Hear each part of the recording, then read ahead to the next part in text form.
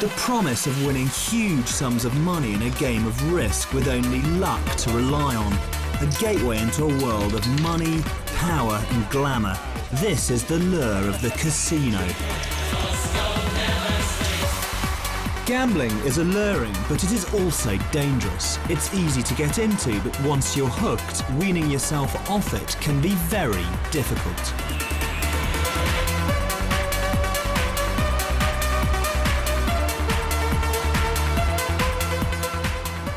Since 1990, the gaming industry in Russia has mushroomed, and there's been precious little in the way of regulation.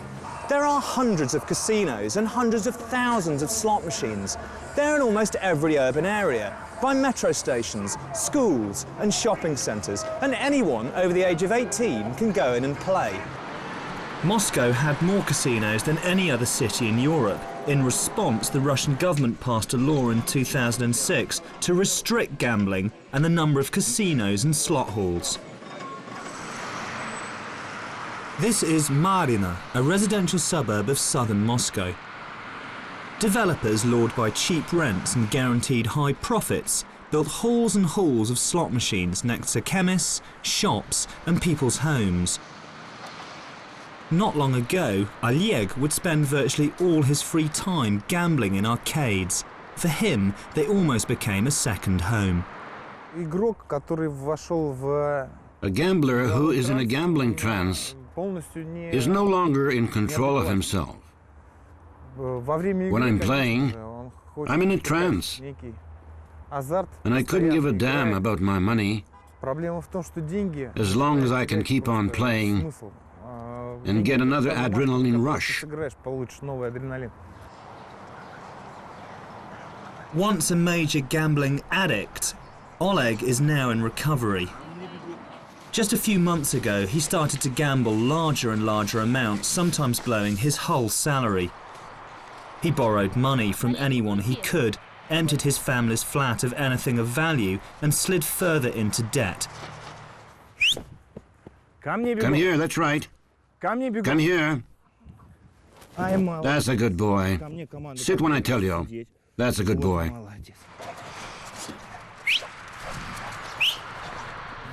When I realized I was ill and that gambling had power over me, only then could I get help. When I admitted this to myself, things began to get easier. First of all, I talked to my family and the people I loved. And then I needed professional help from a psychologist. Oleg didn't only lose money, he lost his job, his friends, he even lost love. His life became a living nightmare.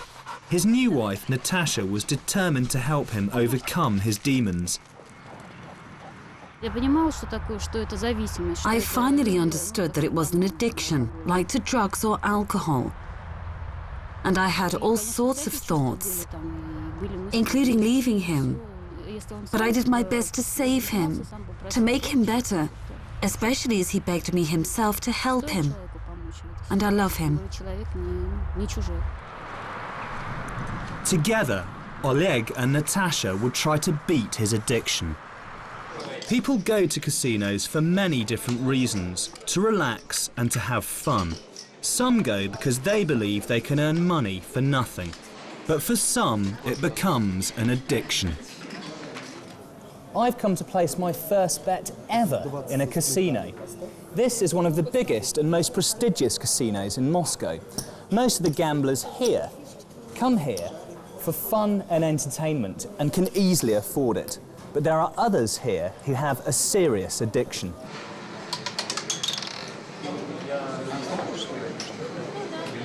$5 red.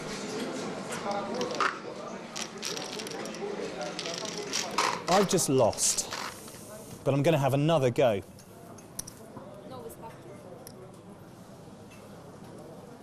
In the early stages, it's difficult to recognise an addict, and it's very important to get support from a specialist. To an addicted gambler, it can often seem impossible to see a way out of the hole they've dug themselves into. But for those who do decide to get help, there are places they can turn to. One of them is the Anonymous Gamblers Association. Rather like Alcoholics Anonymous, they exist in almost every country in the world. I'm now going to have a look on the internet to see what I can find. here in Moscow. The organisation brings gamblers together so they can talk honestly and openly about their problems, and most importantly of all, it shows them that they are not alone. The Anonymous Gambler Society is also well established here in Russia.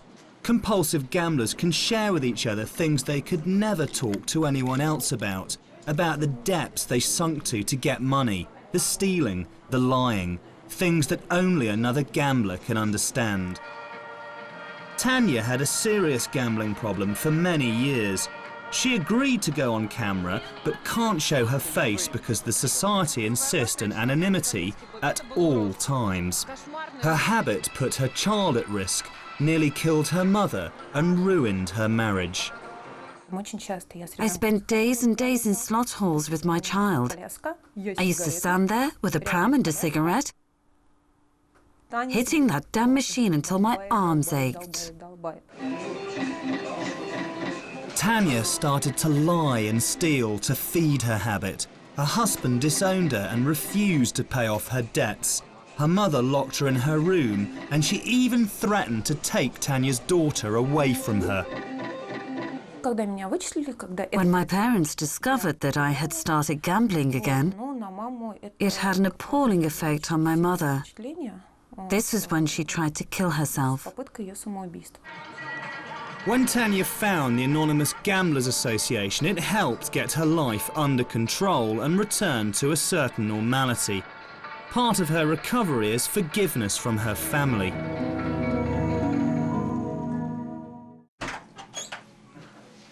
Oleg Malov is seeking help for a gambling addiction. Dr. Alexei Magalifa is one of the best-known psychiatrists in Moscow. He has been treating drug addicts and alcoholics for years, but only recently has successfully treated addicted gamblers. To do this, he had to put himself in their position. He had to try to think like a compulsive gambler. You'll forget about whether you're winning or losing. You'll forget about being depressed. But sooner or later, your money will run out. And you can guarantee that when it does, your old feeling of guilt will be waiting for you, along with depression, regret, and anger.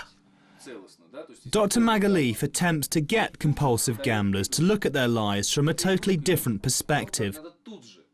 He helps rationalize their situation and recognize their self-destructive behavior. Most of the compulsive gamblers are clever people with university degrees who go in for a lot of different sports. They are often people who do not feel they have realized themselves. For them, a game of risk is a way for them to realize these aims that they have given themselves, often because of their own vanity. Oleg used to waste days and days in places like this. Addiction became something of an illness. There were times I lost $20,000 at one go. Obviously, it depends on how much you're playing for. But it didn't take me long. I blew it in about 5 or 6 hours.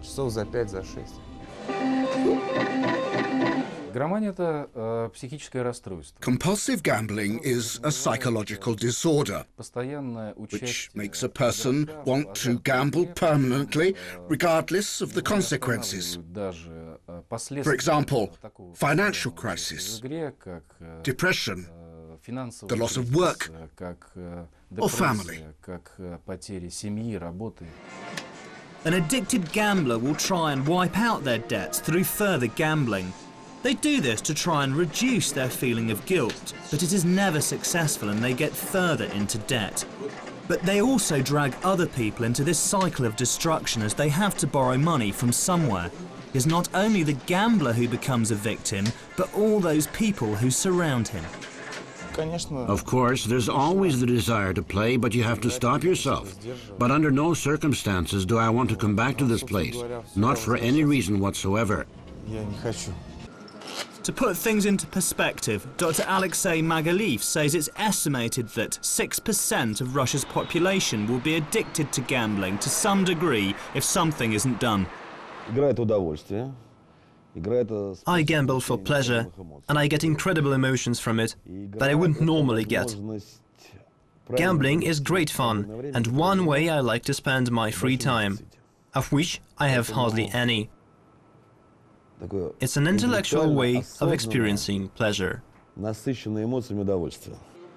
Mikhail has gambled for years, but it has never become a problem. He loves roulette and always plays it on his own, but he doesn't let the game take over his life and has many other interests. Rather than threaten his lifestyle, it complements it. To Mikhail, the casino is a way of life. Believe me, you can't compare the feeling of winning big money to anything else. Absolutely nothing else compares to it. The athletes who win the Olympic gold experience something similar, as mind-blowing as that. 30, 36, 11, 10, 5, 100 on each. Place your bets, thank you. 10 black.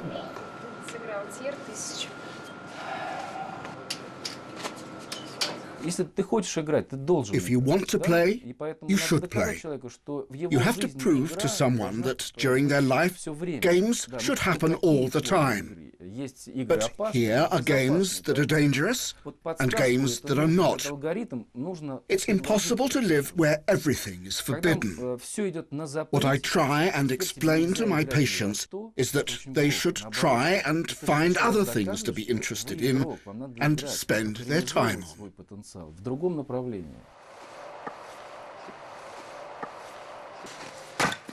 Oleg Malov and Natasha Fomina share the burden of Oleg's gambling past. They do everything together now, including getting away to their country cottage outside Moscow. Now he's no longer gambling, Oleg has taken up hobbies he gave up years ago. He is trying to get to know who he is again as a person and experience the taste of real life. I'd use up all my bodily reserves on such a gambling bender. I'd be completely destroyed. I couldn't sleep for 2 or 3 days. And the noise of the slot machines, the silly tunes they play, kept on going around in my head. Natasha's love and support has helped Oleg change his life, but it is his own determination which has more than anything made him stop gambling. The most important thing was that I understood that you just can't keep destroying yourself like that. You need to start with love to yourself and stop torturing yourself and those close to you. Oleg's first wife left him after they'd been together for 8 years.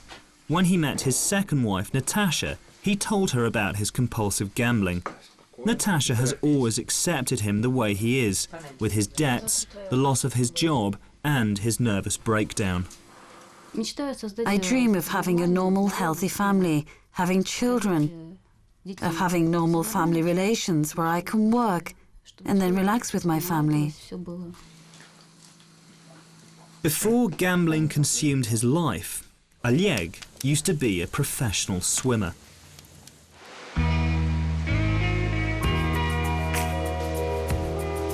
This is the first time he's been to the pool in many years.